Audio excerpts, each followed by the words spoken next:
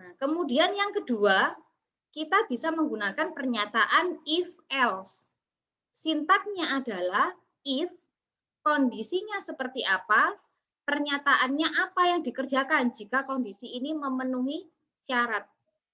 Kemudian else, pernyataan dua. Maknanya, jika kondisi benar, maka pernyataan satu yang dilakukan. Jika kondisi salah, maka pernyataan dua yang dilakukan. Flowchart-nya seperti ini. Dicek dulu kondisinya. Jika benar, pernyataan satu dijalankan.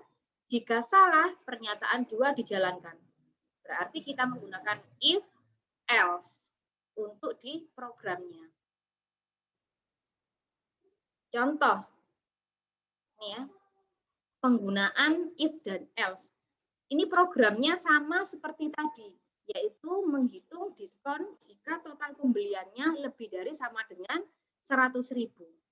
Penggunaannya ada di sini. Nah, ini ada if, ada else. Yang tadi tidak ada else. Tetapi yang tadi langsung di sini, diskon sama dengan 0. Sekarang diskon tidak diinisialisasi dulu, tidak ada nilainya dulu.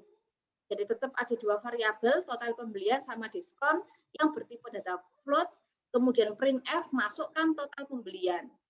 Sama ya, kita masukkan lewat keyboard karena ada scanf, dimasukkan di total pembelian. Jika total pembeliannya lebih dari sama dengan 100.000, maka perintah ini dijalankan. Diskonnya 0,05 kali total pembelian. Else itu artinya apa? Jika tidak, diskon sama dengan 0. Baru printf besarnya diskon adalah tergantung ya, kita memasukkan berapa? Memenuhi kondisi yang if atau memenuhi kondisi yang else. Bedanya tadi diskonnya langsung ditulis di sini 0 karena tidak ada program else. Kalau ada program else bisa seperti ini ya. Jadi ada pilihan. Jika kondisinya memenuhi maka pernyataan satu dijalankan. Diskonnya 0,05 kali total pembelian. Else, jika tidak memenuhi, maka pernyataan dua yang dijalankan. Diskonnya sama dengan 0. Baru printf besarnya diskon adalah, nanti tampilannya tergantung kita memasukkan nilai diskon tadi, nilai total pembelian. Selanjutnya ada yang namanya nested if. Ya. Jadi ini adalah if di dalam if. Di dalam pernyataan if atau if else bisa terdapat pernyataan if atau if else yang lain. Jadi if else-nya bersingkat. Ada beberapa kondisi yang perlu dicek. Jadi if kondisi satu, if kondisi kedua, nah, jadi ada berapa kondisi yang akan dicek sampai if kondisi ke n. Baru pernyataannya apa? Else pernyataannya apa? If ini pasangannya else yang ini. If ini pasangannya else yang ini. Ya. Kemudian if yang pertama pasangannya adalah else yang ini. Contoh, ini program menentukan bilangan positif atau negatif. Integer x, y. Berarti ada dua variabel, yaitu variabel x dan y yang bertipe data integer. Printf, masukkan dua buah nilai. Jadi kita disuruh memasukkan dua buah nilai. Scanf-nya juga dua, ya, %d, kemudian operator alamat x, operator alamat y. Artinya apa? Bilangan pertama yang kita masukkan ini dimasukkan ke x, kemudian bilangan kedua yang kita masukkan akan dimasukkan ke nilai y. Kemudian baru masuk kondisi. If x lebih dari 0, gitu ya, dicek. Dan apakah X lebih dari 0? Jika tidak, langsung keluar. Ini berarti ini ya, pasangannya ini. Jika tidak, maka langsung printf nilai X negatif. Karena ini yang saya masukkan adalah nilai 5. 5 itu kan berarti X-nya 5 ya. 5 lebih dari 0, kondisinya benar. Maka kita cek kondisi yang kedua. Apakah Y lebih dari 0? Tidak kan? Karena saya masukkan min 6, berarti ini yang dijalankan. Maka printf-nya adalah nilai X positif dan nilai Y negatif. Misalnya saya masukkan nilai 5 dan 7, ya. Bagaimanakah cara menjalankan programnya? Dicek, apakah X lebih dari 0, 5 ini lebih dari 0? Ya, berarti masuk yang ini. Apakah Y lebih dari 0? Ya, berarti yang dicetak adalah ini. Nilai X dan Y adalah positif. Tetapi kalau saya memasukkan nilai min 5 dan 6, apakah X lebih dari 0? Tidak kan, karena X kurang dari 0, nilainya min 5. Maka yang dijalankan langsung ini, nilai X negatif. Yang Y bagaimana, Bu? Berdasarkan program ini, yang Y tidak diproses. Tetapi kalau ingin menambahkan program yang Y juga, di sini boleh. Jadi else, gitu ya, tambahannya, else printf ini, dicek lagi, if, apakah if Y-nya lebih dari 0 gitu ya, maka cetak nilai X negatif kemudian Y positif tuh. Atau X dan Y negatif. Kalau program ini hanya ngecek di awalnya saja. Kalau awalnya dia memenuhi ini, maka dicek yang Y-nya. Kalau tidak memenuhi, langsung ini printf nilai X negatif. Gitu aja. Oke.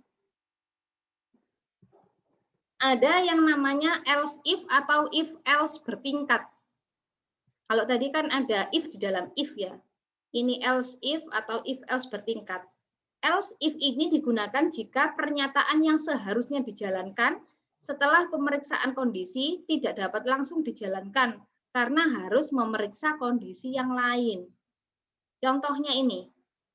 Misalnya ada, kita mau belanja ya, setiap barang kan punya kode masing-masing. Jika kode barangnya itu 100, diskonnya 10%. Jika kode barangnya 101, diskonnya 20%. Selain itu tidak ada diskon. Misalnya kodenya 200, 1000, 300, berarti tidak ada diskon. Yang ada diskon hanya yang memiliki kode barang 100 sama 101.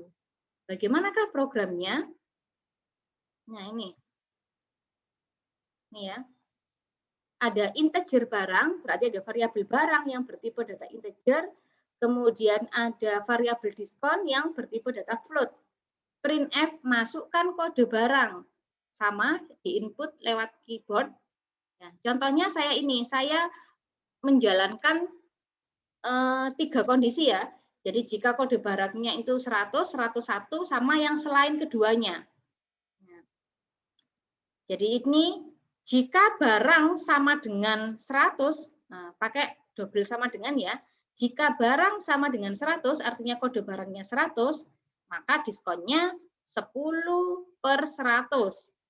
Ya, atau 10%. 10/100 ya. Kemudian else if. Jika kode barangnya sama dengan 101, maka diskonnya 20/100. Selain keduanya ini, else, maka diskonnya sama dengan 0. Kalau yang awal tadi, kalau hanya if else kan, if barang sama dengan 100, else diskon sama dengan 0. Tapi ini dicek lagi, jadi pakai else if bertingkat namanya. Jika barangnya, kode barangnya sama dengan 100, diskonnya 10%. Jika kode barangnya 101, diskonnya 20%. Jika bukan keduanya, maka diskonnya 0. Kemudian baru dicetak. Jadi diskonnya adalah, kemudian kita ngambil nilai dari variabel diskon yang sudah dihitung dan yang memenuhi kondisi. Nah, tampilan yang pertama, ini saya masukkan kodenya 100. Baru tampil, jadi diskonnya adalah 0,1. Kemudian yang kedua, saya masukkan 101 kode barangnya. Diskonnya adalah 0,2. Nah, selain kedua diskon ini, saya masukkan misalnya 200 kode barangnya. Tidak ada diskon ya, jadi diskonnya adalah 0. Itu contoh program untuk if else atau else if. Kemudian selain if else, kita juga bisa pakai switch, ya. Pengganti pernyataan if bertingkat atau else if kita pakai switch. Sintaknya seperti ini, switch, ekspresinya, kemudian case, ini sudah itu ya sintak dari sana ya, switch, case, kemudian break. Ya. Case ini, case, break. Nah, default itu berarti jika tidak semuanya tidak memenuhi ini, maka defaultnya seperti apa? Ada break-nya. Contoh, sama menggunakan kode barang tadi ya. Jadi integer barang, float diskon, masukkan kode barang, scanf barang, seperti tadi. Nah, ini baru, if else-nya diganti dengan switch. Oke, switch barang. Maksudnya apa? Yang dicek itu variabel apa? Jadi switch dalamnya adalah barang. Kemudian case-nya. Apa aja nilainya? Nilai barang ini berapa saja? Berarti 100, 101. Apa yang dikerjakan? Jika 100, jika barang, kode barangnya sama dengan 100, diskonnya 10/100, dikasih break. Jika case-nya ini ya, kode barangnya sama dengan 101, diskonnya 20%. Default-nya, jika bukan keduanya, berarti diskonnya sama dengan 0. Tampilannya ini persis seperti tampilan if else yang tadi. Hanya saja ini diubah menjadi ke bentuk switch.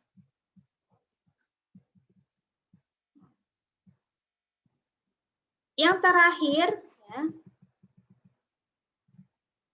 ada ternary operator. Bentuk umumnya kondisi 1, tanda tanya, ungkapan 1.2, ungkapan 2, titik koma. Artinya, jika kondisi ini bernilai benar, maka nilai ungkapan kondisi berupa ungkapan 1. Maka yang dijalankan adalah ungkapan 1.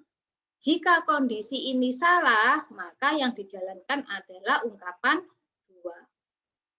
Contohnya seperti ini. Diskon sama dengan total pembelian lebih dari sama dengan 100.000, tanda tanya. Ini berarti kondisinya. Jika total pembeliannya lebih dari sama dengan 100.000, berarti ini kondisi. Kondisi ya. Maka yang dijalankan adalah ini, 0,05 kali total pembelian. Maka diskonnya ini sama dengan 0,05 kali total pembelian. Jika ini kondisinya tidak memenuhi atau bernilai salah, maka yang dijalankan adalah yang ini, yang ungkapan 2. Jadi ungkapan satunya itu ini 0,5 kali total pembelian, kemudian ada titik 2 ya. Ini 0 ini ungkapan 2. Itu sama dengan program yang tadi. If total pembelian lebih dari sama dengan 100.000, diskon sama dengan 0,05 kali total pembelian, else diskonnya sama dengan 0. Nah, ini bentuk lainnya. Gitu ya. Oke. Yang terakhir, contoh penggunaannya. Float total pembelian diskon. Berarti ada variabel total pembelian, variabel diskon yang memiliki tipe data float. Masukkan total pembelian, kita masukkan seperti yang awal tadi, misalnya 2 juta. Dicek, diskon ini ya, sama dengan apakah total pembeliannya lebih dari sama dengan 100.000? Jika iya, maka diskon ini bernilai 0,05 kali total pembelian. Jika tidak, maka diskon ini sama dengan 0. Ya, tampilannya sama seperti yang awal tadi. Oke, sekian pertemuan kita hari ini. Apabila ada kekurangannya, saya mohon maaf. Assalamualaikum warahmatullahi wabarakatuh.